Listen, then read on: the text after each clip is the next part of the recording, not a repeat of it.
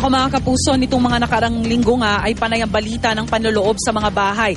Kaya naman ang payo ng ilan, maglagay ng CCTV o kaya alarm system bilang first line of defense. At kaugnay po niyan, makakasama natin si Mr. Marco Mondejar. Isa po siyang security expert mula sa Good Hands Security 88. Marco, good morning. Magandang umaga po. Alright, ano itong mga first line of defense na pwedeng gamitin ng ating mga kababayan? Yes po, well, we have with us mga security products po, safety devices, which we believe ito ay talagang nagsaserve as primary defenses po against sa ating mga unwanted visitors.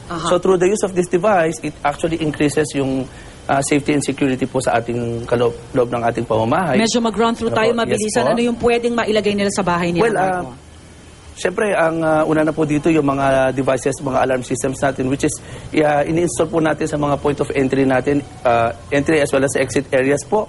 As well, kasama dito yung ating mga magnetic sensors, yung ating mga passive infrared detectors, wherein pagka po merong movement po, immediately, ang trabaho po niya, basically, nag-create siya ng ingay, piercing sound, alright, which actually scares away yung ating mga alright, Marco, burglars. anong nilagay mo dito so sa we have with us mga magnetic sensors. So, alright. As soon as magkaroon ho ng movement, merong attempt ho na pumasok sa ating kabahayan. Yon.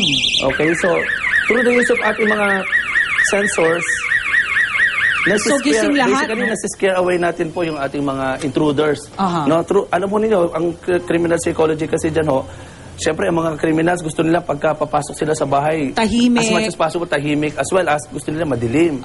So, through the use of ating itong mga sensors po, infrared, immediately, bukod sa tutunog ho siya, at the same time, magkikreate siya ng light. So, ang tendency niyan, siyempre, tatakbo siya kasi ayaw niya na makilala siya. Saka lilikha talaga ng ingay. Yun yung importante, mag-ingay talaga diba? Para mataranta o masindak din sila. Tama po. When it comes to CCTV cameras, anong maipapayo mo? Kasi minsan sobrang labo naman ng CCTV. Gano'ng dapat ang, kumbaga, ano ba yan? Yung pagrehistro sa camera, yung megapixels na bilhin ng ating mga kababayan. Okay, importante po na, we need to educate a lot of people po siguro na rin, na as much as possible po, hindi lamang tayo sa budget meeting, pero at the same time, tinitingnan po natin yung resolution ng mga camera. Yes, yung resolution. Importante po ito. At least ano dapat ang resolution? 420 to 500 to 650 to 700 TV lines. Yun yung importante yan.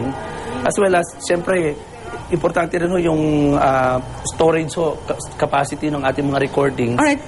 Marco, ano yung sample ng CCTV natin na medyo hindi mga dome-type cameras. Opo, meron tayo ng mga barrel-type. Indoor and outdoor application po siya. Alright. Commercial, business, industrial applications, pwede po siya. Ang viewing distance niya within mga 10 to 20 meters po. Kung sa loob ng kabahayan, pwede na po siya. Kayang kunin yung view na yun. Alright, itong biometrics door access, ano naman ito? Yeah. Itong door access po basically serves as well, yung mga restricted areas po within our houses, buildings, no? Lapitan natin, basically Marco. regulate, monitor yung mga areas po na, sensitive areas po na ayaw natin easily na-access ng mga tao. No? Especially kung sa loob ng yung pamamahay, meron ng mga, well, you need privacy. Kung may mga areas na medyo sensitive information na hindi mo so, biometrics, kailangan thumbprint. Tama po. Yung thumbprint yung access niya po, actually, through the use of yung ating fingerprint, pwede through the use of password, o kaya yung ating magnetic contacts, yung mga magnetic cards. Alright, mga kapuso, at least meron tayong mga options kung paano i-secure ang ating mga tahanan. Pero, most importantly, kailangan talaga is crime prevention. Kailangan magtulong-tulong tayo at maging vigilant tayo sa mga panahong ito. Maraming salamat, Marco Mondejar, Thank you so much. Isang security expert.